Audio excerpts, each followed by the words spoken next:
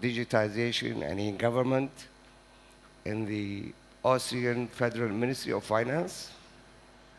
And I have Mr. Barry Lowry, did I spread it right? Barry is the Chief Information Officer for the Government of Ireland.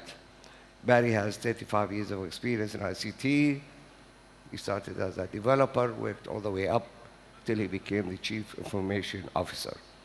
So this is a great opportunity to have a conversation, and I'd like the conversation to be relevant to the audience and relevant to our region and learn from their amazing experiences.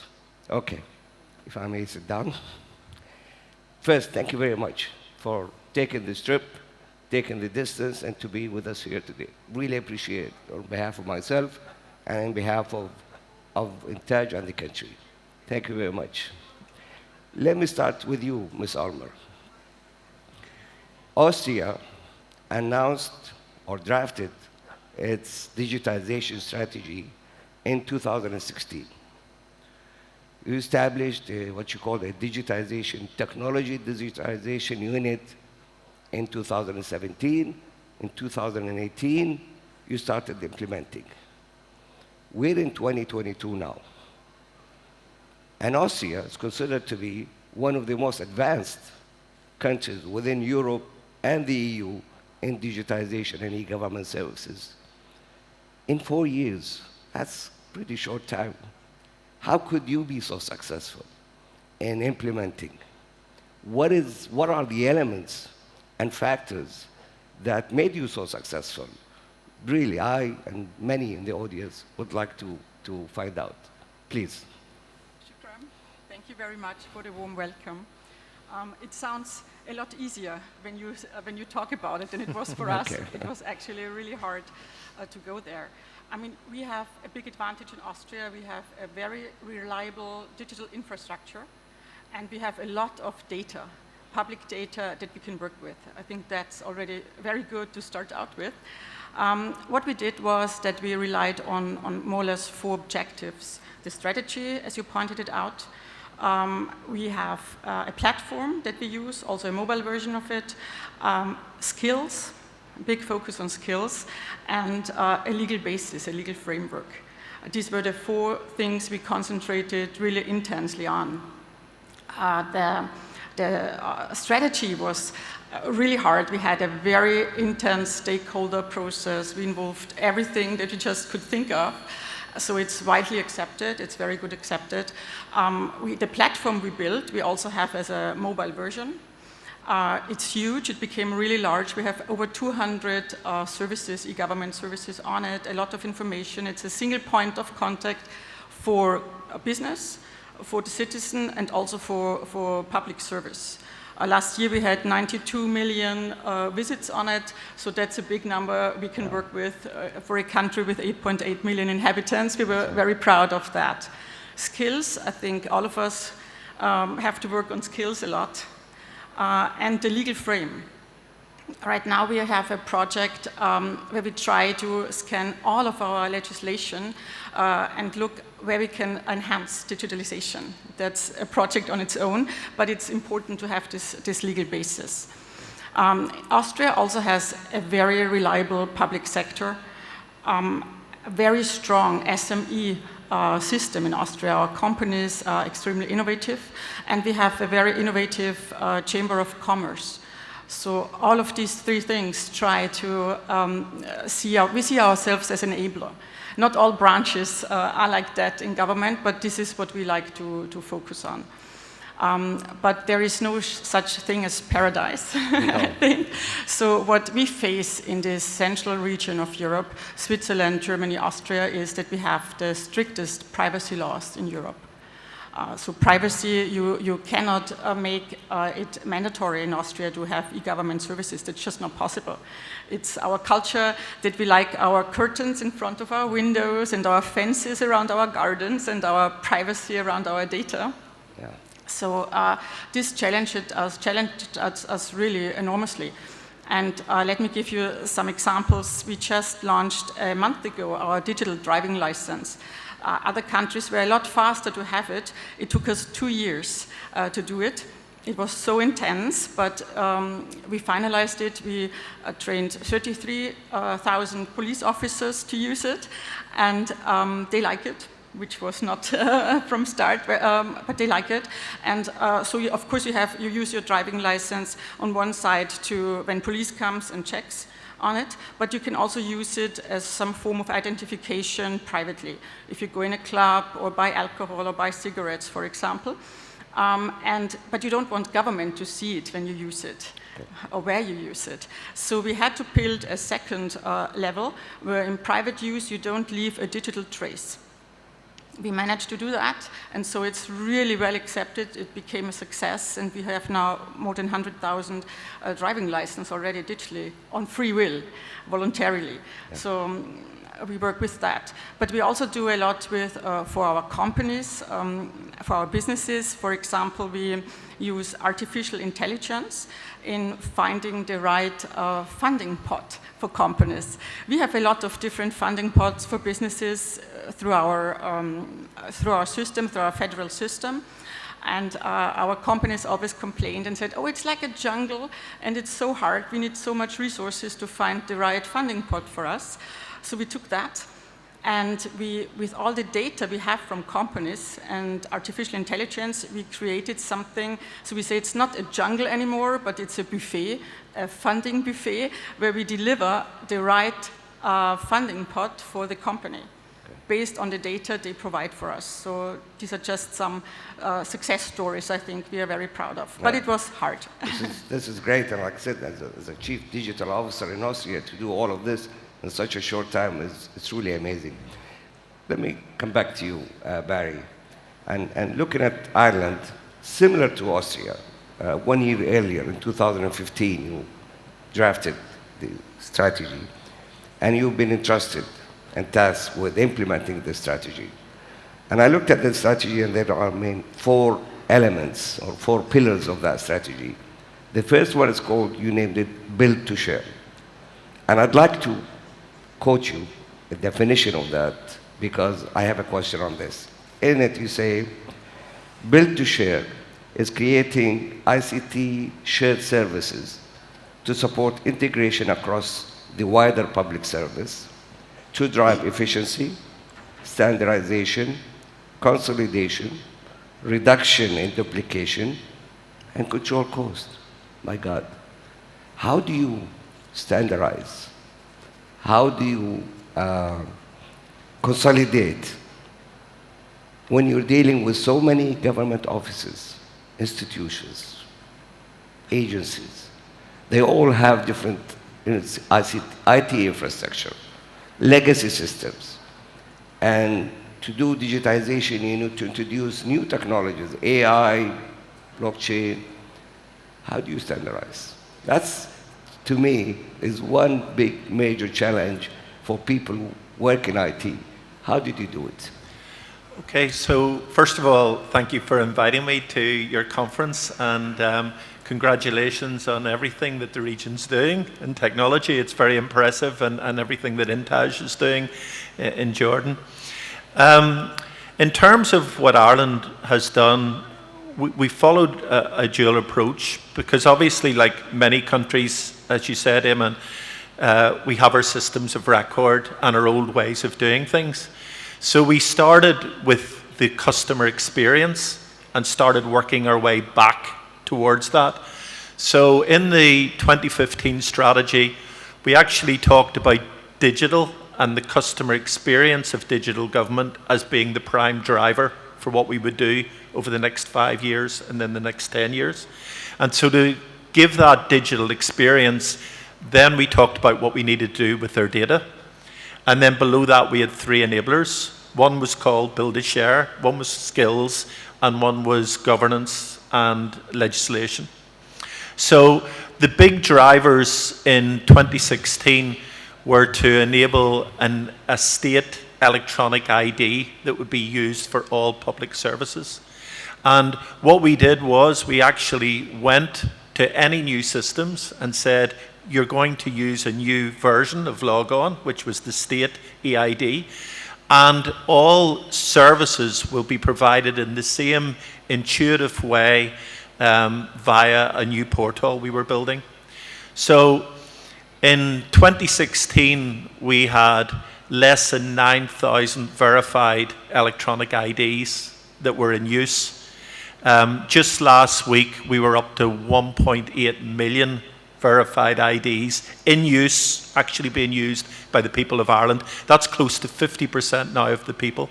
In terms of our portal, in 2020 and 2021, we had over 100 million visits to the portal each year. That's a 5 million country. So the public actually really like what we're doing. In terms of the infrastructure then, we talked about how we got rid of legacy. And so the move to the cloud, the building of a state data center, building services around the electronic identifier, and all using the same portal and using the same building blocks and the same means of presenting services. All of those were what we needed to do to make the progress that we've done. It's great. Honestly, when you hear, this is so impressive what Ireland and Austria have done. Let me go back to you, Maria, if I may. You've heard the ministers a while ago in this session. They spoke about the resistance to digital transformation, the readiness to work with digital services. You could build the best strategy in the world, and you could use the best technologies that are available, and you can make that all available. Unless the general public is ready, digital ready, and willing, because people by nature are creatures of habit. We like to do things the way we've been doing them for a long time. To come in now and ask them to use digital in their businesses and their lives is a challenge. The mindset, the culture. You've made great progress there. And I'd like to hear from you, how did you come about it? What is it you've done to make the nation called digital ready? Well, we are not digital ready yet. We just published a study.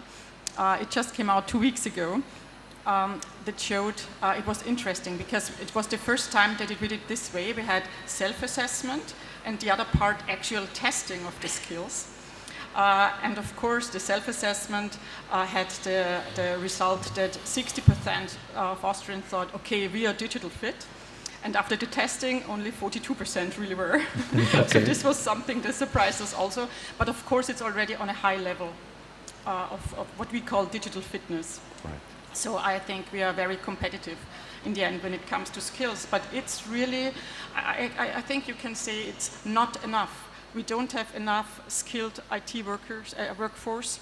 We don't have enough digital literacy. So what we did, we put now even a bigger emphasis on that in combining all levels of government for this digital fitness. We have a new strategy now, we just launched about 3 months ago, where we start in a really early age, and not with handing out iPads or so, but with structural thinking. And we start with school when they are 6 years old, and we provide it for every level of your life, basically, starting out with 6 years. So this is something where I think we all need to unite in our efforts to do that. So it's a challenge everywhere, it seems. It's not just within the region. The ministers spoke about it, and we all speak about it. But it's a continuous process. I think it's an ongoing process that you keep on educating the public on, and probably it's easier with the new generation. The generation that grew up with the iPads, with the iPhones, probably more difficult to the middle age and older. But with the new generation, I think acceptance will become better. Going back, Barry, on your second pillar in the strategy, which is data as enabler. Now, there are two schools of thoughts in this area. There's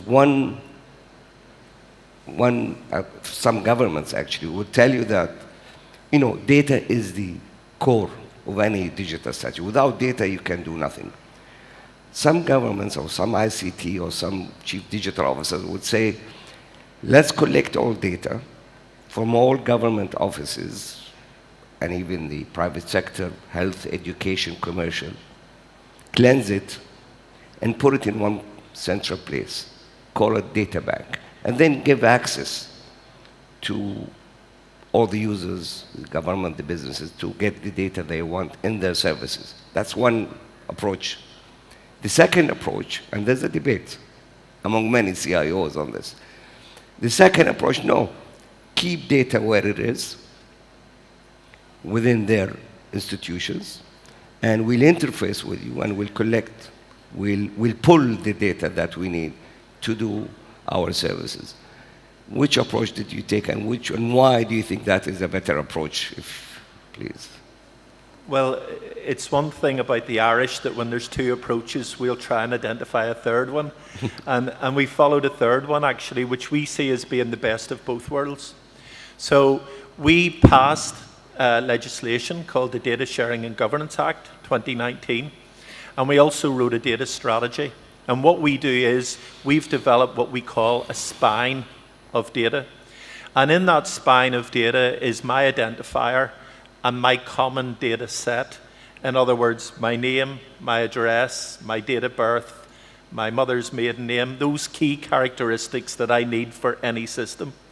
But what we didn't want to do was put everything into one huge bucket, because then that builds security concerns, and even for internal staff, are they accessing data that they shouldn't see? So very specific data we've kept out in the business. Okay. But what we can do is we can align that data through the common data set. So in other words, where we're moving to is, if we know someone is entitled to forms of welfare, we also know they're entitled to forms of free healthcare. Okay. And so we use the spine to connect these two data sets and turn them around so that they're in the public's benefit. All of our data matching, all of how we provide data is done with the public and making the public experience better at heart. That's the driver for this. And what we're introducing next year is actually a My Data portal. So the public can actually see how their data is being used by government. At the moment, all data sharing goes out to public consultation and then is published, but we'll go one step further and actually show that data to the public. And very interesting, because one of our mottos is that you use success to build more success. Yes. And the OECD last year said that in terms of use of the public data, Ireland was the most trusted country in the OECD. So obviously what we're doing is being well received by our people, and they're very supportive of that, so that enables us to do more things. Maria, before I jump into my other question, on this topic, what model did you use concerning data in Austria? Centralized in one place, or keep it and you pull it when needed? Well, we pull it when we need it, actually. It's the same way. We have a centralized platform, but to the data, it's just pulled the moment that we need it. Yeah. And we have really a high quality in our data space. It's a high data quality. That's, in the end, you need this also, need very good data in order to make very good eGovernment services. Okay. That's a basis for us. So my last question to you, Maria, if I may. What is the single most important advice you would give to any chief digital officer of any government, or even to a minister of ICT, to do digitization efficiently, pretty much like what was accomplished in Austria? And Austria is considered one of the most advanced in its digitization within Europe and the EU. What is that single most important advice you would give? I think that's very easy to answer. It's cooperation in the end. It's cooperation and learning from the best. It's very interesting. I think people working in IT are really very good to cooperate, and they love to cooperate. Why? Because they love to solve a problem. And this is their main focus. So foremost, they are also willing to go this extra mile. So you have here a very powerful surrounding. Take it and use it. This sort of cooperation is very vital, because it's through all different levels of government, and you need to unite it through cooperation. And this learning from the best is also something we find ourselves a lot of times thinking, okay, this is not invented here, we cannot use that. No, do the different, do the opposite. Go out, look around, look at other countries, like you do in making this really beautiful conference here, and see what other countries, companies are doing, and take that and use it for what you can work with. 100%, I fully agree with you. Cooperation is the key word here, because without it, you cannot do much. And it is, let's admit, it's a challenge. Different people running different businesses, and it's not that easy to really make them work together. Again, this is a challenge, but I agree with you. This is probably the best advice one can give to anyone. Barry, in your strategy, the third pillar, you said, is about resources. Mm-hmm. Again, this is a debate. We know that in digitization, in e-government services, resources are usually expensive, sometimes scarce, because of the global demand on resources. So when you're entrusted with a strategy like this, would you, again, there are two approaches. Would you give it to the private sector, outsource it to the private sector, because they have the resources, they're closer to technology, you do it and I'll govern and I'll monitor? Or would you want to do it by yourself? Because you would say, I cannot meet my timeline, I cannot meet my KPIs unless I have it under my command. Which of the two? I think the answer is both, actually, because what a government needs to do is work out the key skills it must have. So it must own the strategy, it must understand data, it must understand customer experience, things like that. But there's skills which it's better to use the private sector for, which tend to be the rapidly changing skills. So you think of AI, blockchain, Internet of Things. And it would be wrong for us to try and compete in the salary package market with our own private sector. Much better to use the private sector to do that, but we do it in partnership with them. We build things together. And I guess, to add to what Maria said about recommendations, in Ireland now we talk about this quadruple matrix. In other words, we've got government, we've got our private sector, we've got our academia, and we've got society itself. And if we all work together on the same vision, we can build things better, and we can build things that are an example, not just to Europe, but maybe globally as well. Yeah. And the digital COVID certificate, the ministers were talking earlier about COVID and the threats and opportunities that came from that. But one of the things we learned in the digital COVID certificate was that the government could drive the production of solutions which could be used in other parts of the world, and which the Irish people were really comfortable with, and which they used a lot, and were really popular. So that would be the two lessons. One, be brave in doing these things, but the other one is really work in cooperation to a shared vision that everyone believes is the right thing to do. Be brave and work together and collaboration between public and private sectors. This is definitely the key to work around the resources issues. Listen, I can spend a whole day with you. Honestly, I mean, this topic is exciting, it's interesting, but I'm afraid we're limited by time.